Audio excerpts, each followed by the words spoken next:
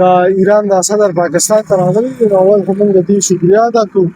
بل چې دوی کومه ناروغه کړې ده په دې موږ دوی ته مبارکباد پیش کړو چې د دې کې د پاکستان ډېر اهم کردار دی. نو دا زموږ دپاره ډېر د فخر خبره ده او دې ته موږ بیا هم وایو چې دوی ته موږ هرکلی وایو پاکستان ته په راتګ. د خپل فیلډ مارشل د وزیر اعظم باره کې څه وایي چې په دې روغه کې کم کردار ادا کړ یا انډیا اسرائیل او افغانستان ولې ډېر خفه دي؟ نو دا خو دې ته موږ بیا هم مبارکبادي وایو او د دې موږ دغه وایو چې لکه دوی ډېر ښه کردار په دې کې ادا کړ او په دې خو زموږ ټول پاکستان د فخر باندې فخر محسوسوي چې لکه دوی دا روغه وکړه، د دې پکې ډېر اهم کردار دی.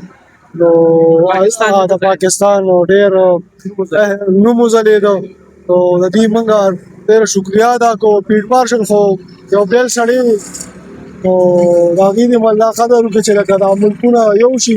موږ خو ټول امن غواړو، د امن خلک یو، امن پسند خلک یو. موږ وایو چې په پاکستان کې امن شي، په دې 400 کې امن شي، په دې ټوله نړۍ کې امن شي. نو ښه به